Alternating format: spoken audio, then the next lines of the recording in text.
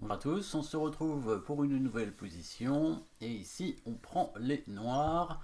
Dame, tour, fou, cavalier, 2 pions seulement contre dame, 2 tours, un cavalier, 4 pions, ce qui fait quand même pas mal de retard matériel pour les noirs, une qualité de retard et 2 pions de retard aussi. Alors le cavalier est cloué, donc on ne peut pas prendre la tour, qui est elle-même clouée d'ailleurs. Mais on pourrait éventuellement échanger les dames avant de prendre la tour, mais bien sûr on resterait quand même avec 2 pions de retard, donc ça n'a pas l'air extraordinaire. Le roi blanc quand même se fait attaquer, alors il y a un échec dans cette position, il y en a même deux. Bon, la prise de la tour par la dame n'a pas l'air extraordinaire non plus, hein, évidemment. Dame prend tour, il reprend, et puis voilà.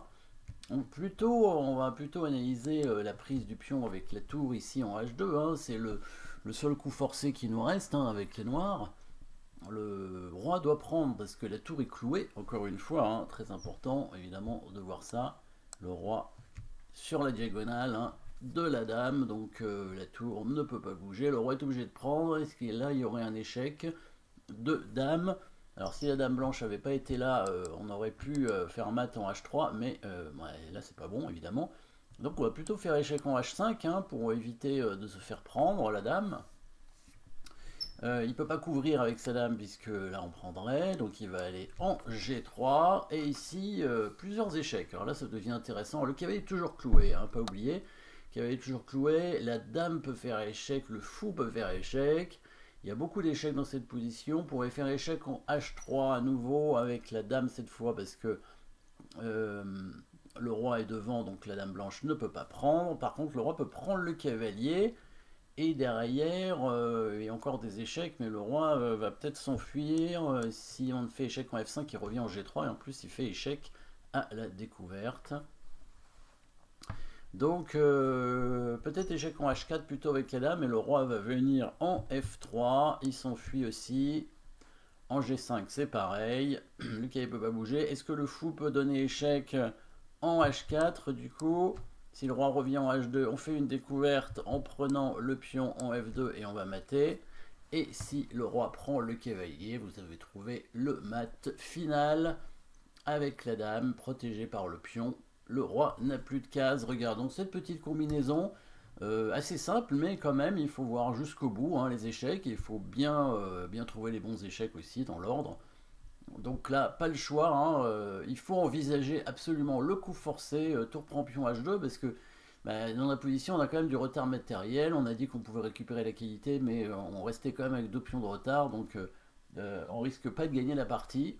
Peut-être de faire nul au mieux, mais c'est tout. Donc il faut analyser les coups forcés. Le roi blanc est quand même un peu bloqué, et puis il y a quelques pièces dans cette direction. Profitons-en. Tour prend pion H2. La tour peut pas prendre, le roi est obligé de prendre. La dame fait échec en H5. Évidemment, on évite de se la faire prendre, c'est mieux. Le roi est obligé d'aller en H3. Ici, il y a plusieurs options. Dame H5, Dame H4, Dame G5 et fou H4, qui est le bon coup, puisque Dame H3 permet roi prend cavalier, et après il n'y a pas de mat. Alors que si on met le fou, là par contre il y aura le mat. Quand le roi va prendre le cavalier, on va faire mat avec la dame en F5. Si le roi revient en H2, comme je disais tout à l'heure, l'attaque et la découverte, hein, avec le fou en F2. On peut faire fou G5 aussi d'ailleurs, mais fou F2 est plus direct évidemment. La case en G3 est contrôlée, et si la dame couvre, on prend la dame comme ça, bien entendu. Donc attaque forcée, ce sont des coups forcés, tout, hein. Les noirs vont mater en quelques coups, hein. C'est un mat en 4 coups en fait, cette position, tout simplement. 4 coups, 5 coups, s'il va dans la variante la plus longue. Mais il peut rien faire. Oh, ça aurait été intéressant peut-être de voir comment c'est arrivé dans cette position. Mais bon, voilà, on a cette position déjà, et c'est bien d'avoir trouvé la suite de coups avec les coups forcés. Merci d'avoir suivi cette position. N'oubliez pas de vous abonner, et à très bientôt.